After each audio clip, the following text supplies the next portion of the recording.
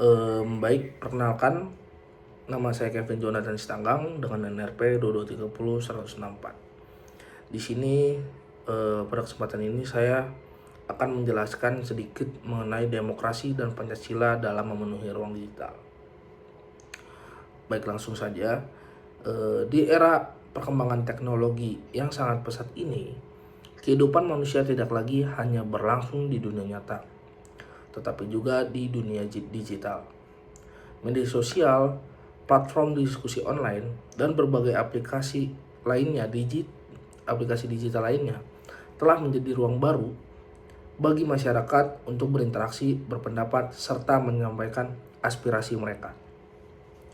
Ruang digital saat ini dapat diibaratkan sebagai ruang publik modern. Apa yang kita sampaikan di ruang digital dapat mempengaruhi cara berpikir masyarakat luas.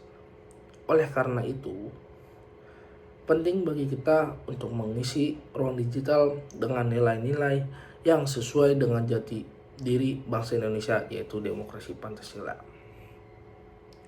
Kemudian, demokrasi merupakan sistem yang memberikan kebebasan kepada rakyat untuk berpartisipasi dalam kehidupan berbangsa dan bernegara. Salah satu ciri utama demokrasi adalah kebebasan berpendapat. Di era digital sekarang, kebebasan berpendapat semakin mudah dilakukan. Setiap orang dapat menyampaikan opini, kritik, maupun dukungan terhadap suatu isu hanya dengan menggunakan ponsel dan jaringan internet.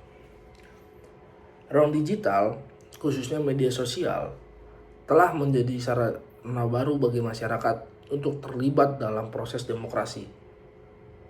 Diskusi politik, kritik terhadap kebijakan pemerintah, hingga gerakan sosial banyak berkembang melalui ruang digital. Namun, kebebasan ini juga membawa tantangan. Tanpa pemahaman demokrasi yang baik, kebebasan yang berpendapat dapat berubah menjadi kebebasan yang tidak bertanggung jawab, seperti penyebaran ujaran kebencian, fitnah, dan provokasi. Jadi, untuk menyampaikan sesuatu aspirasi kita juga harus tahu pemahaman demokrasi yang baik. Kemudian, sebagai bangsa Indonesia, kita memiliki Pancasila sebagai dasar dan negara dan pandangan hidup. Nilai-nilai Pancasila seharusnya tidak hanya diterapkan di dunia nyata, tetapi juga di ruang digital. Contohnya pada sila pertama, ketuhanan yang Maha Esa mengajarkan kita untuk menjunjung tinggi nilai moral, kejujuran, dan etika dalam berinteraksi di dunia nyata. Segala bentuk komunikasi digital seharusnya mencerminkan sikap yang bermoral.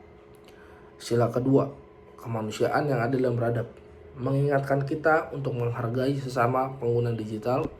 Perbedaan pendapat harusnya disikapi dengan sikap saling menghormati, bukan dengan perundungan atau ujaran kebencian. Sila ketiga, persatuan Indonesia, sangat relevan di tengah kondisi ruang digital yang seringkali dipenuhi konten provokatif. Kita harus mampu menjaga persatuan bangsa dengan tidak mudah terpecah oleh perbedaan pandangan politik, suku, agama, maupun golongan. Sila keempat, kerakyatan yang dipimpin oleh hikmat kebijaksanaan dalam permusyawaratan mengajarkan bahwa diskusi di ruang digital harusnya dilakukan secara bijak, mengedepankan dialog, dan menghargai pendapat orang lain. Kemudian sila kelima, keadilan sosial bagi seluruh rakyat Indonesia, mendorong kita untuk memanfaatkan ruang digital demi kepentingan bersama, seperti menyebarkan informasi edukatif dan mendukung keadilan sosial. Tantangan demokrasi dan Pancasila di ruang digital.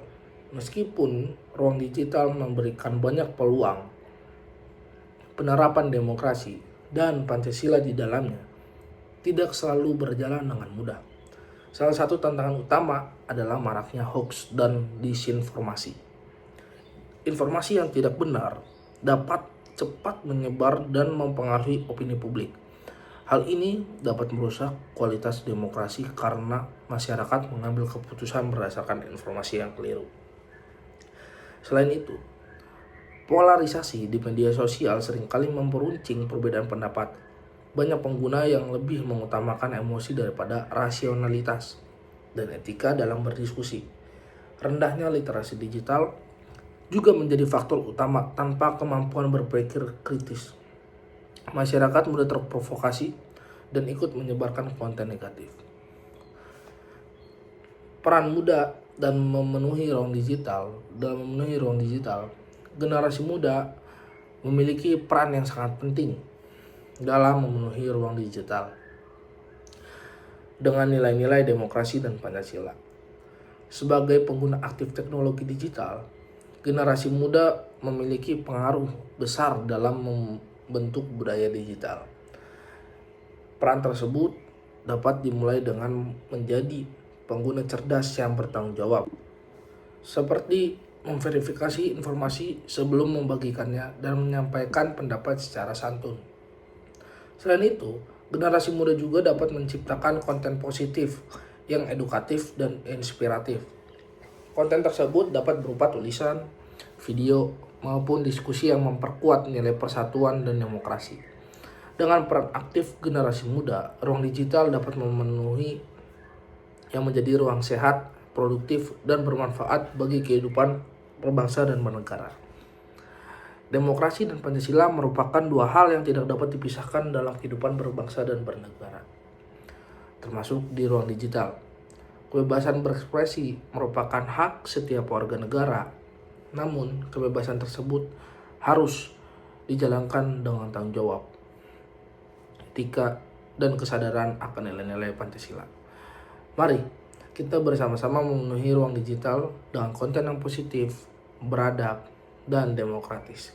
Dengan demikian, ruang digital tidak hanya menjadi tempat hiburan, tetapi juga menjadi sarana pembelajaran, penguatan persatuan, dan pembangunan karakter bangsa. Terima kasih atas perhatian semuanya. Semoga apa yang saya sampaikan dapat bermanfaat. Terima kasih.